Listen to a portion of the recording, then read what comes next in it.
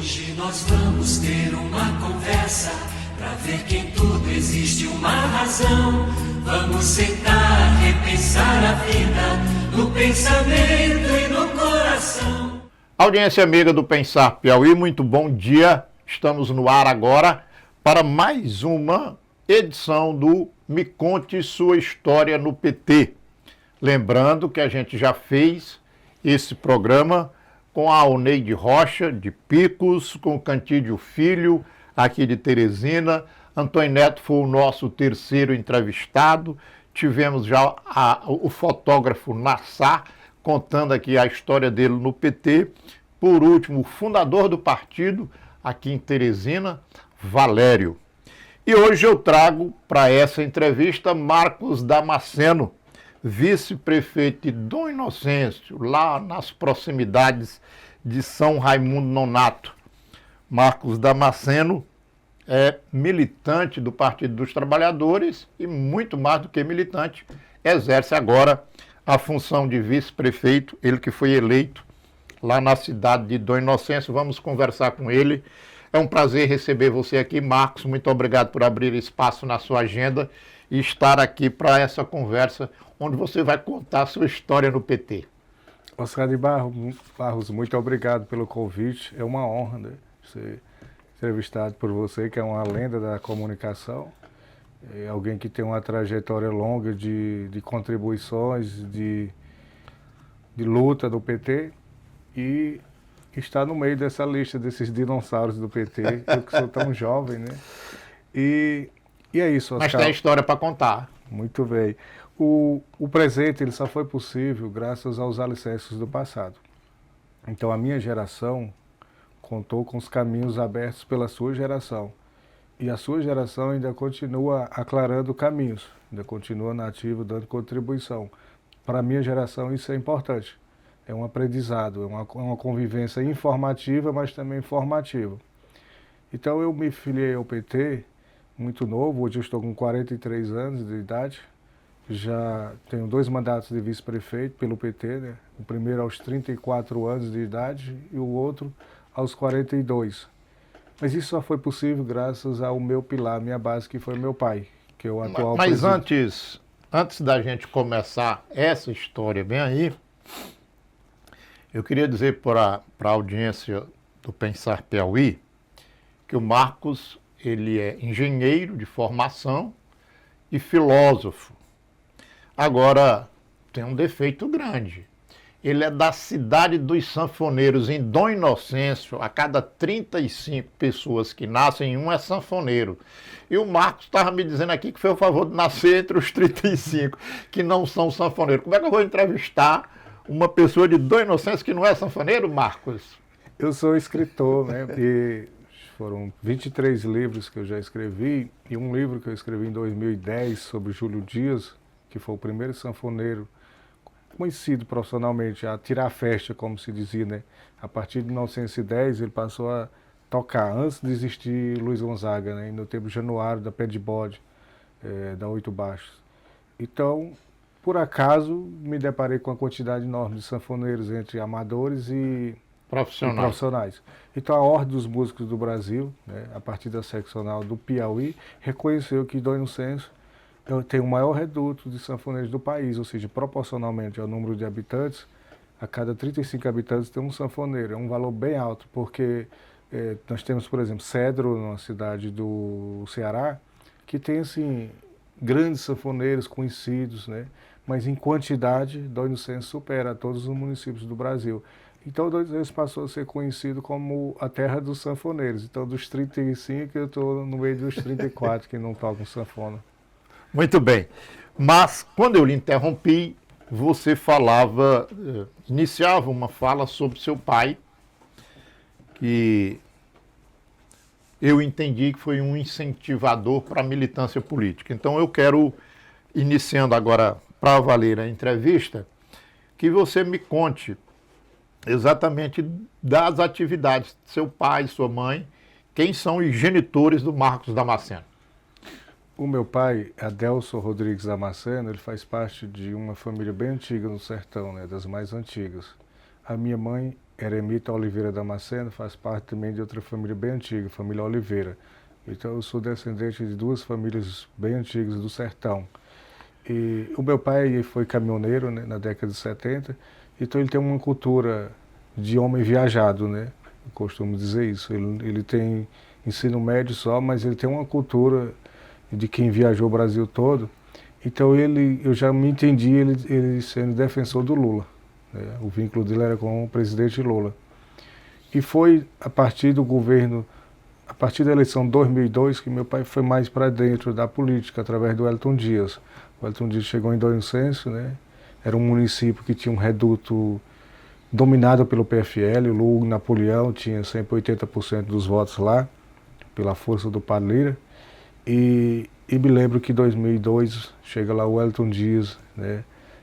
Na época era bem novo, quase ninguém queria recebê-lo, e meu pai foi quem tomou a frente, né, de recebê-lo, reuniu pessoas, foi feito um comício, o Wellington Dias fez esse comício em cima de uma mesa, né, de um grande amigo da gente lá, o Nil Tavan, bem no meio da feira, e aquilo virou, sabe, um começo de uma história, né. Nessa ocasião você estava com quantos anos? Eu tinha 20 anos. 20 anos. E assistindo aquela cena de seu pai abrir as portas para uma pessoa que, digamos assim, não era bem-vinda. Isso, aí meu né? pai tinha um E vendo a pessoa pleitear o cargo de governador a partir de uma mesa. Isso. Em pé, em cima de uma mesa. Então foi recebido de uma forma bem diferente. O governador não andava em Dom Inocêncio. Andou uma vez lá o Freitas Neto, ficou lá pouco tempo. Então chega o Wellington Dias, né, mudando tudo. E de uma forma bem diferente. Então ele fez esse comício nessa mesa, meu pai tomou aquela frente e de maneira que nós perdemos a eleição no município, mas tivemos 1.397 votos para governador. Ficou meio a meio. Isso assustou as lideranças do PFL, porque nessa questão o município ficou dividido. O Wellington Dias teve quase a metade dos votos no município. Para quem não tinha nada, o PT não tinha essa tradição lá, então foi um começo. A partir de 2006, aí o Wellington Dias passou a ter sempre 70 e poucos por cento dos votos, 76, 75, e o Lula 90. O Lula também, nessa eleição de 2002, ele perdeu em 200, então era esse começo. Então eu venho desse começo aí do meu pai, né, que foi nos engajando também no PT. Mas você teve militância fora do PT. Eu queria que você fizesse referência a esse período de sua vida. O meu bisavô, João Rodrigues Damasceno, ele foi o primeiro político daquela região. Ele foi juiz, né, de paz, que era num formato bem diferente. E juiz de paz daquela época, ele tinha atribuição não só cartorial, mas também eleitoral. Ele comandava as eleições e também de justiça. Ele fazia audiências na casa dele. E ele foi amigo de Luiz Carlos Prestes. Ele tinha essa linha já de esquerda naquela época dele. Essa época que eu digo é 1918, ele começou, veio até 68, quando ele faleceu. Durante 50 anos ele militou pela esquerda. Meu bisavô. Seu bisavô. Então, quando eu me entendi, eu estudava em Petrolina, eu conheci um padre Antônio, que era do PT, filiado ao PT, ele era vereador de Petrolina. Então ele recebeu lá o João Amazonas. João Amazonas. Em Petrolina. Então eu assisti aquela fala daquele homem e me fez lembrar de todo o histórico do meu bisavô. Então, você sabe precisar o ano dessa palestra do João Amazonas? 1998. 98. Isso. Lá em Petrolina. Petrolina. Então eu me filiei na época ao PPS, que tinha aquele vínculo ainda com o Partido Comunista do Brasil. O PCB, né, chamavam Partidão. Mas aí, por pouco tempo, logo o PPS, o Roberto Freire, tomou aquela direção do Ciro Gomes, já vinculando ao PSDB. Então, até então, eu ficava naquele partido que meu pai dava toda a liberdade, a gente seguir o caminho que quisesse, mas eu na esquerda. Quando o PPS mudou de direção... de viés político, mudou sua direção, então foi o tempo que eu me filiei ao PT e estou filiado até hoje. E já tenho 2 mandatos de vice-prefeito pelo PT. Muito bem. Então você teve essa trajetória de um estudante que ouviu uma palestra e começou a militar digamos assim, no campo da esquerda. Depois veio o episódio que você também já narrou aqui, da campanha de Wellington Dias para governador em 2002. São eventos políticos. Do ponto de vista de uma outra militância social, você tinha alguma coisa para destacar? Juntando comunidades, sindicato, movimento social, você tem participação nesse campo ou já foi direto para a militância política? Eu sempre fui ligado à Igreja Católica, né? As atividades da Igreja Católica, as obras sociais, as atividades comunitárias. Essa foi a minha base. Você citou o Padre Lira, que é um fenômeno no interior do Piauí. Qual é a sua experiência com o Padre Lira? Sua vivência? O Padre Lira, eu nasci numa maternidade que ele construiu, que foi a primeira maternidade rural do Brasil, maternidade Peg Bento. Ele conseguiu construí-la, financiada pelos ingleses. Ele recebeu embaixador da Inglaterra lá na Fundação Ruralista, naquele tempo, o Piauí bem atrasado, vindo por Petrolina, em 1969. Então ele passou a ter investimentos da Inglaterra para a sua ONG, que era a Fundação Ruralista. Antes disso, ele tinha sido prefeito de São Raimundo Nonato, em 1954, ele ficou de prefeito de 55 a 58. Então, em 58, ele criou a fundação em novembro, porque o Dom Inocêncio, o bispo que criou ele, que ele tinha esse vínculo paterno mesmo, tinha falecido em março de 58. Então, ele decidiu criar a Fundação Ruralista, mas para isso ele foi para São Paulo 4 anos para conseguir recursos. Então, ele chega em Dom Inocêncio em janeiro de 63. Então eu nasci nessa maternidade que ele construiu, eu nasci em 1982, mas ela foi construída na década de 70. E fui batizado por ele, estudei nas escolas dele, né? Posso dizer que ele foi meu alfabetizador. E tem um vínculo todo, de toda a sua obra, né? E politicamente a minha família sempre foi aliada a ele, né? Meu bisavô o ajudou na eleição de 54 para prefeito de São Raimundo Nonato, porque meu bisavô era amigo do bispo Dom Inocêncio, que deu nome ao município depois.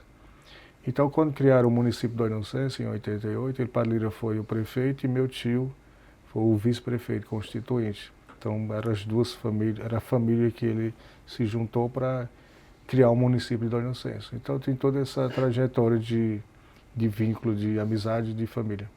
Isso, evidentemente, contribuiu para a sua militância política posteriormente. Isso, mas só que logo em frente como ele era do PFL, nós já ficamos em lados opostos. Essa eleição 2002, por exemplo, do Wellington Dias, ele apoiava era o Hugo Napoleão e nós não éramos no campo contrário. Como é que você me analisa o fato de uma pessoa como o Padre Lira, tão voltado para os interesses sociais de uma gente tão desgarrada de poder público como o homem rural do interior do Piauí, e ele ter aquela atenção, conseguindo verbas para fazer maternidade, escolas e outras situações, e ao mesmo tempo votar e militar para partidos de direita? Como é que você, que foi tão próximo, alfabetizado pelo Padre Lira, como é que você vê isso?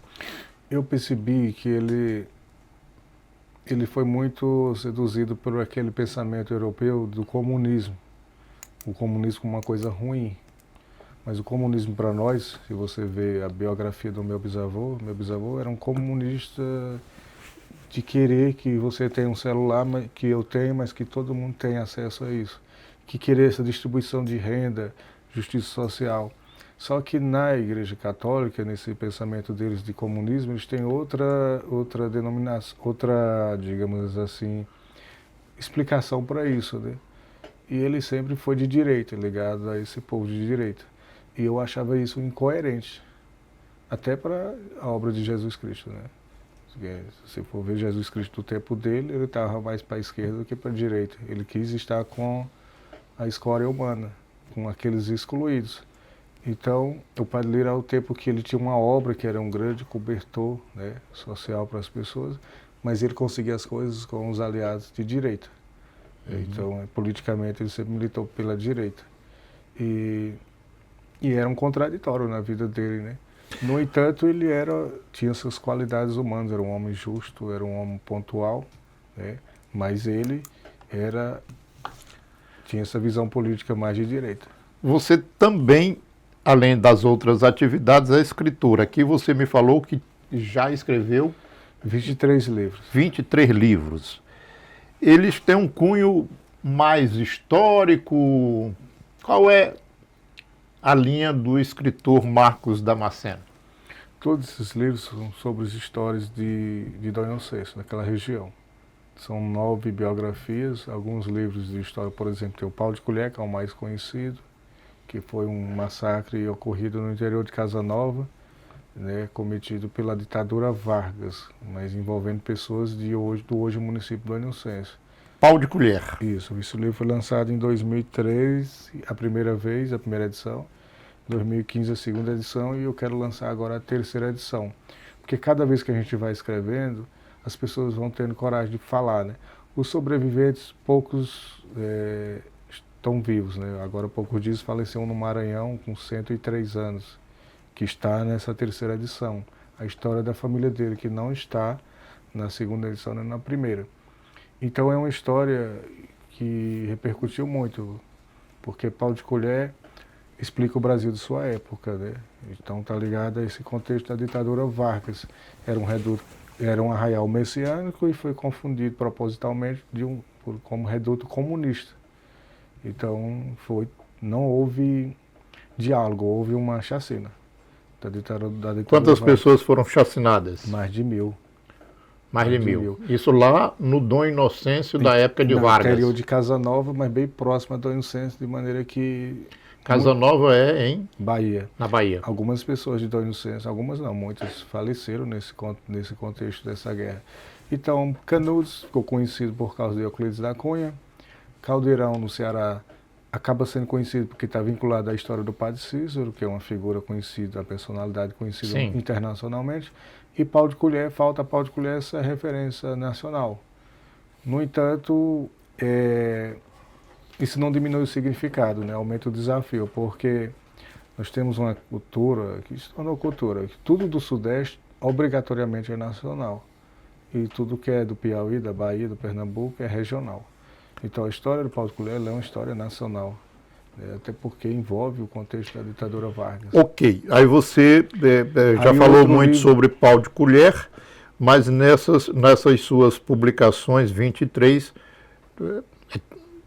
tem alguma coisa fora do aspecto histórico de Dom Inocêncio? Não, tudo ligado. Tudo ligado. Eu tenho biografias, por exemplo, biografia do meu bisavô, biografia do Padre Lira, do Dom Inocêncio, não deu nome ao município, né? Uhum. Eu tenho alguns livros de crônicas com algumas biografias, tem livros de causos. Biografias são 9, né? E os outros são histórias mesmo da região. Região, né? Crônicas. Vamos voltar aqui para a política. Você falou da sua militância a partir da palestra do João Amazonas e falou do episódio que lhe chamou a atenção, pelo menos foi assim que eu entendi, da campanha do Wellington Dias em 2002. Em 2002, você já estava afiliado ao PT. Eu queria saber agora do contexto de Marcos Damasceno oficialmente no PT, chegando no PT mesmo em termos de filiação. Em 2002, eu fui da coordenação da campanha do Wellington Dias em Dom Inocêncio. Eu coordenei as 6 eleições, né? 4 do Wellington Dias, uma do Wilson Martins, outra do Rafael Fonteles. Sim. 6. Naquela época, em 2002, a figura que meu pai tinha conhecimento no Piauí não era o Wellington Dias ainda, era a Trindade, Francisca Trindade. Ela tinha andado lá, era amiga do meu pai votou nela para deputado federal, e foi através dela que nós nos aproximamos do Wellington Dias. Então passamos a conhecer o Wellington Dias, que hoje o Wellington Dias é como se fosse alguém da nossa família. Ele não sabe chegar da Inocêncio para não ir direto para a casa do meu pai primeiro. É assim que ele sempre faz. Até hoje nós conversamos com ele pelo celular, ele pode ser governador, pode ser ministro, pode ser senador, continua conversando com a gente, tem essa ligação. E E é recíproco, né? De mão dupla, tanto da gente para ele como dele para a gente. E a gente tem essa consideração por ele, nesse vínculo, né? E também é uma trajetória, né? Que a gente E tem. aí, a sua chegada ao PT? Aí eu me vim me filiar ao PT, mesmo participando de todas as eleições, ajudando, mas eu vim me filiar já em 2012.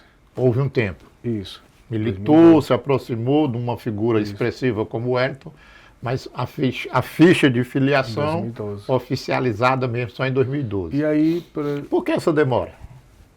eu não sei, as coisas assim não tem explicação vai acontecer, porque eu já era PT, né?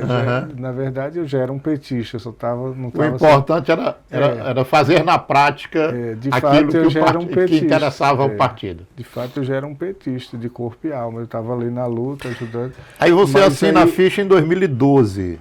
E aí, para você ver que tinha uma coisa que o povo não tinha o que fazer, me escolheu eu presidente de honra do PT.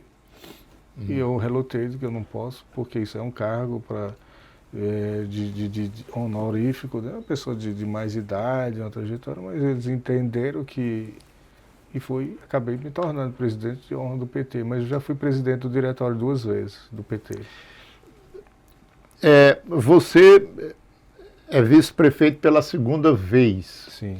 Antes das candidaturas a vice-prefeito, houve outras candidaturas? Sim, eu já fui candidato lá da licença a prefeito e a vereador, mas não tive êxito em nenhuma dessas outras. Então, quando você assina a ficha de filiação em 2012, já então tinha essa perspectiva eleitoral, digamos assim. Sim, eu já Essas candidaturas a vereador e a prefeito, todas foram pelo PT? Ou teve alguma Não, essas foram no tempo ainda do PPS. do PPS? Isso. Muito bem. Aí quando eu passei a ir para o PT é que comecei a ganhar a eleição. Bom, 2 vezes eleito vice-prefeito, qual é o futuro de Marcos Damasceno depois dessa experiência aí no vice-comando daquela cidade? É disputar a prefeitura? Pode ser, como consequência, né? Eu já tive esse objetivo. Hoje eu não coloco como objetivo, eu coloco como consequência de um trabalho, né? Isso depende de algumas questões, porque eu já disputei uma eleição e disputar por disputar também eu não me interessa. Então, no dia que for o momento, que se for destino de Deus, que o povo achar que eu devo ser prefeito, eu estarei preparado e vou me preparar melhor ainda, né? Porque ninguém está preparado 100% para alguma coisa. Mas pela minha idade, é muito difícil imaginar que alguém com 43 anos vá se encerrar agora. E eu tenho, graças a Deus, um vínculo muito grande com a minha cidade, com as pessoas.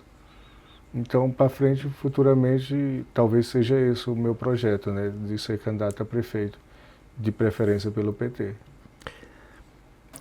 Em algumas boas oportunidades nessa entrevista, você fez referência à questão de idade. Como é que você vê essa questão no PT?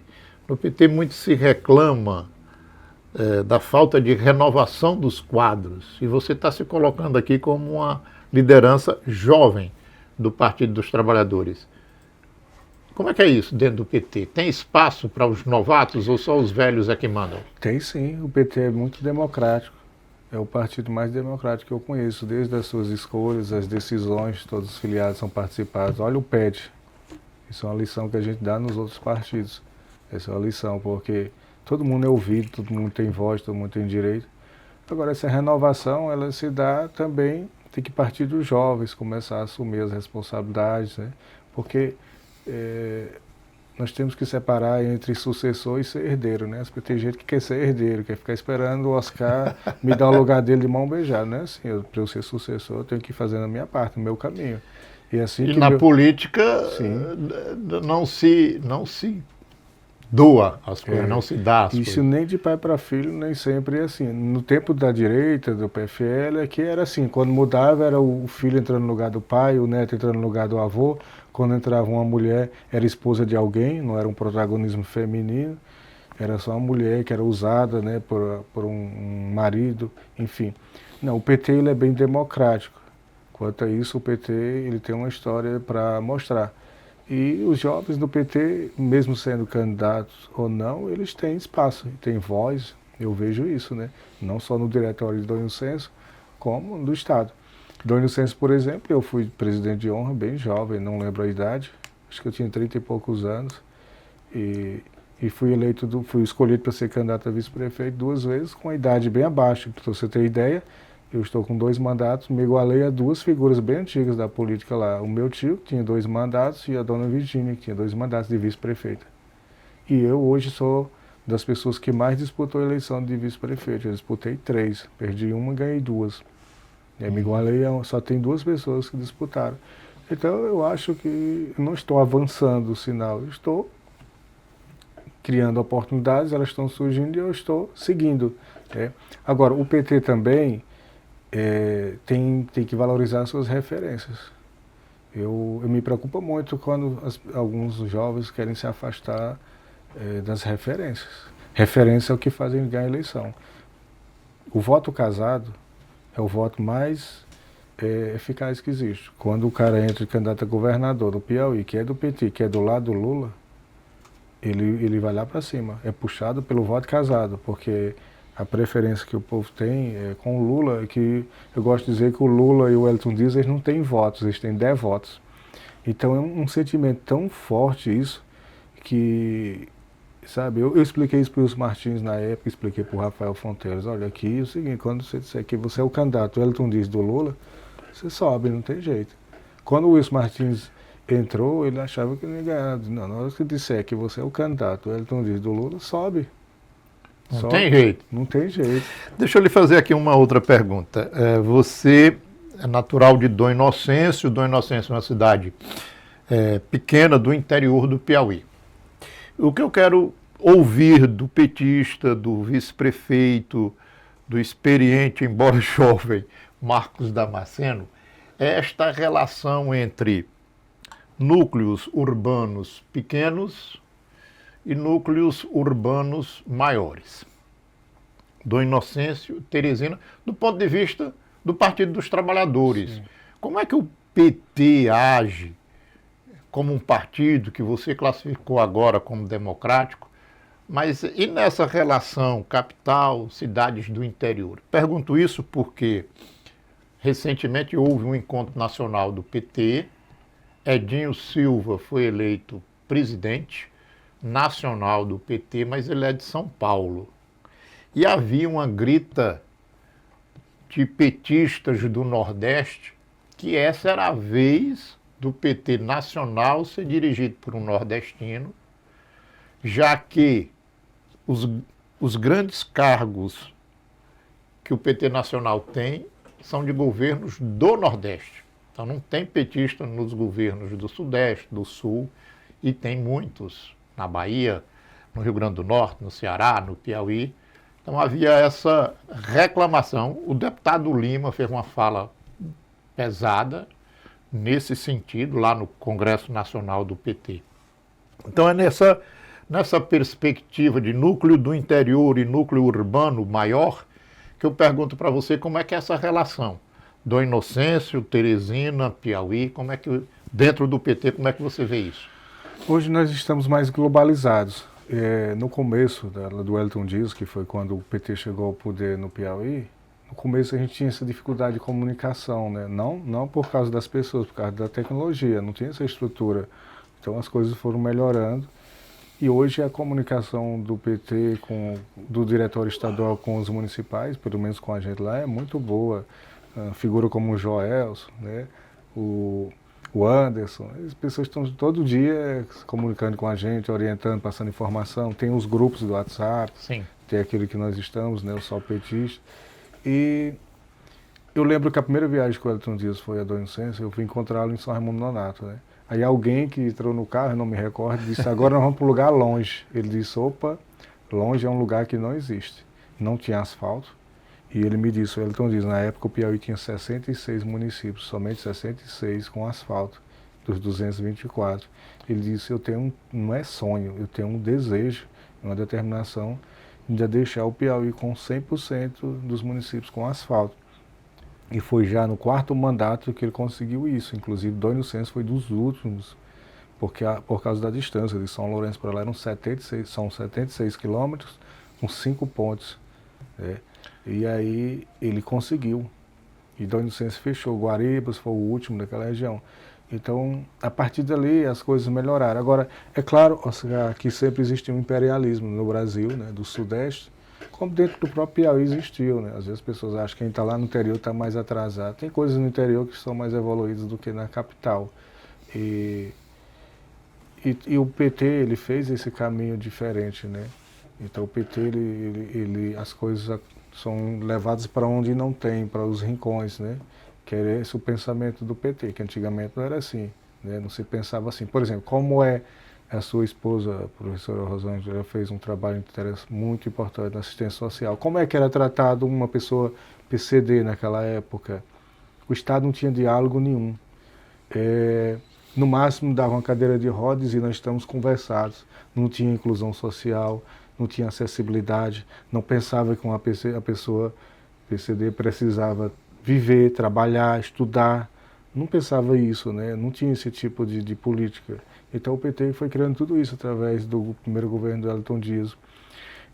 Imaginar que o Bolsa Família, que algumas pessoas associam a pobreza, eu associo a riqueza da partilha, eu aprendi isso na Igreja Católica.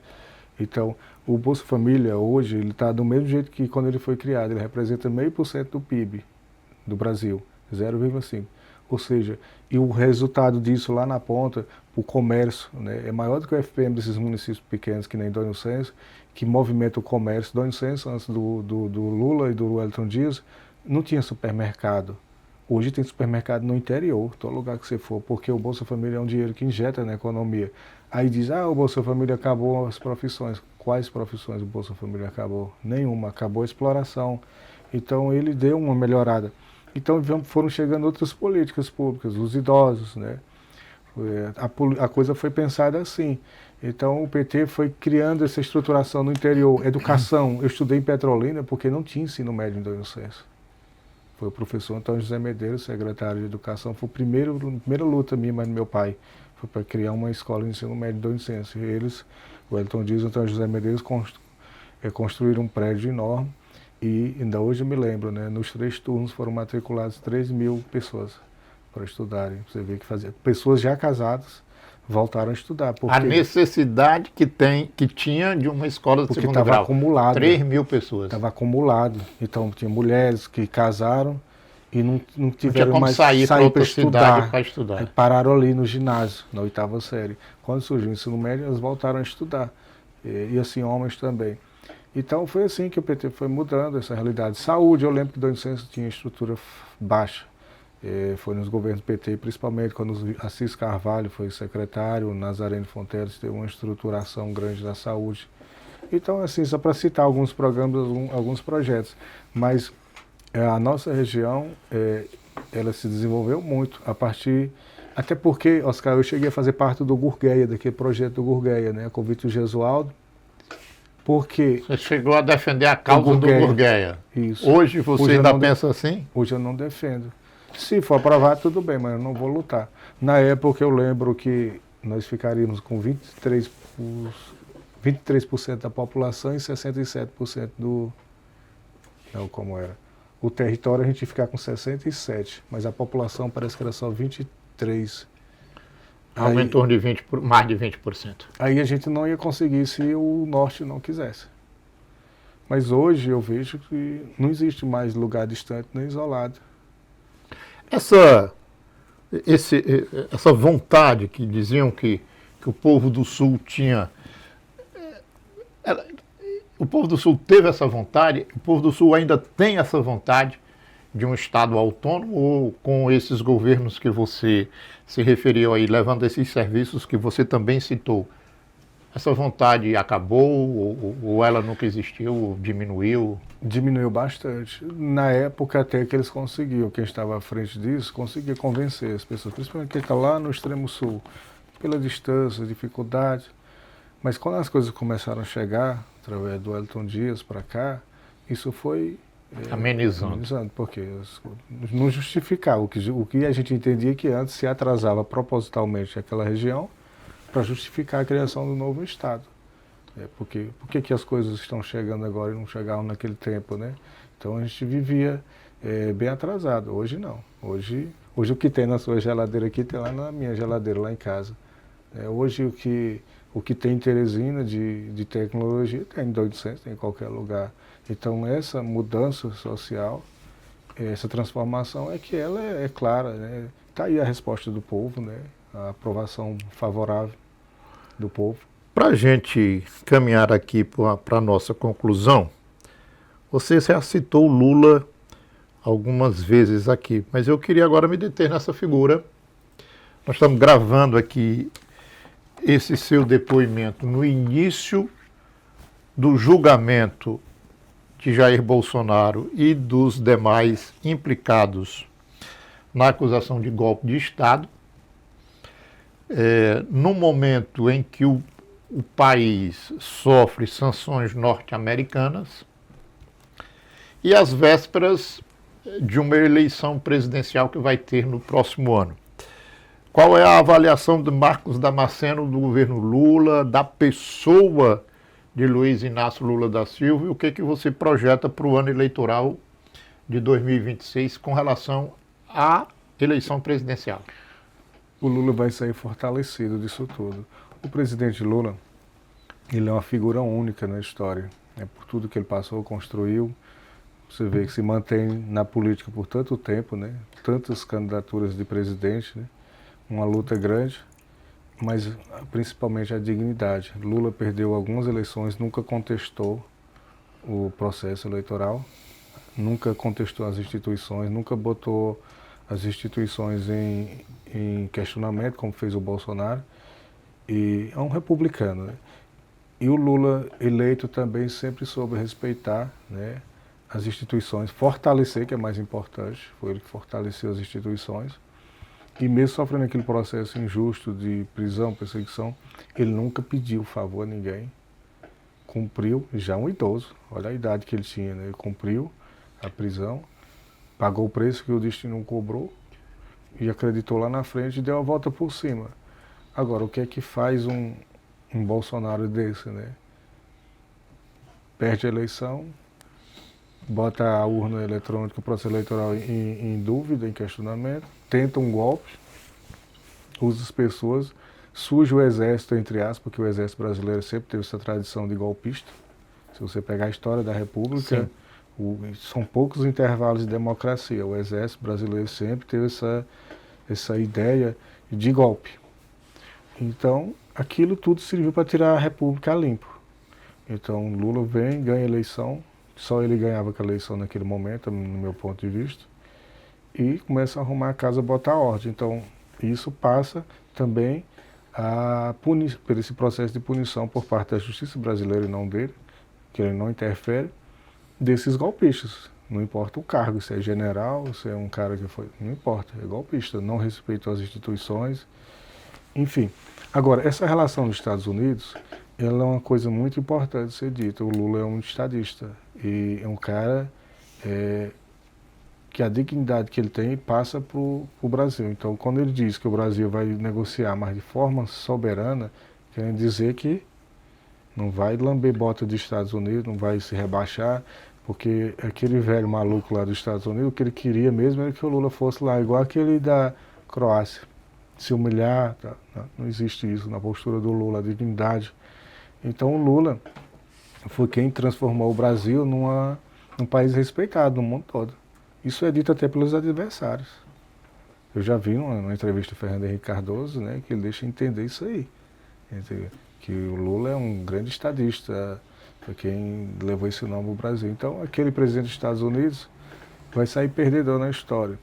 E o Lula foi se fortalecer por representar bem o Brasil e buscar alternativas. O Brasil já tem hoje uma economia bem diversificada, né? Não é naquele tempo que a gente dependia quase sempre dos Estados Unidos, que ele queria dominar, era aquela tia rica que torcia... Tinha um bombom para dar para as crianças.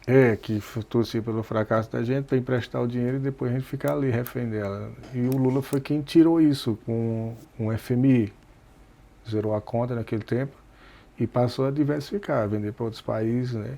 Então isso que fez a economia do Brasil subir. E agora o Lula está fazendo o mesmo. Eu lembro que Não foi o Lula, foi aquele ministro aquele das Relações Exteriores, o primeiro, numa entrevista que ele dizendo que estavam na mesa. E aí estava chegando o Bush, presidente dos Estados Unidos. Aí todo mundo se levantou como se estivesse chegando um semideus. Aí o embaixador, o ministro das Relações Exteriores se levantando, o Lula disse: sente-se. Se ele quiser, ele vem falar com a gente aqui. Não vamos levantar para ninguém, não. Igual eu falei com os outros presidentes, eu vou falar com ele do mesmo jeitinho, não tem diferença, né? Você vê a dignidade do Lula. Então o Lula sempre teve essa postura. Para 2026, as coisas estão caminhando para um fortalecimento do Lula. Vai ser uma eleição difícil, mas Bolsonaro está inviabilizado e, mesmo sendo ele já não teria a mesma força. E a oposição, até o momento, tem nomes, né? Mas vive uma grande desunião. Se você observar, o Tarcísio já está sendo incentivado por uma parte de gente, já se descolando da família do Bolsonaro. E a família do Bolsonaro já achando que ele tem a obrigação de estar aqui porque ele foi apoiado por eles. E dentro da própria família do Bolsonaro, aí entra filhos, esposa, não sei quem, aí já não é tão... Aí subdivisões. Isso. Então a direita ela está dividida e o Lula está bem fortalecido e bem posicionado. E eu queria agradecer o Marcos Damasceno, vice-prefeito de Dom Inocêncio, por ter me permitido saborear aqui do seu conhecimento, da sua experiência, assim como a audiência do Pensar Piauí. Muito obrigado. Suas palavras finais, por favor. Muito obrigado pelo convite, pela oportunidade, né? E muito obrigado por me permitir contar aqui a minha história no PT, né? No Pensar Piauí. Para mim foi uma honra muito grande, foi um dia memorável e histórico. Parabéns pelo trabalho. Obrigado pela entrevista. Obrigado.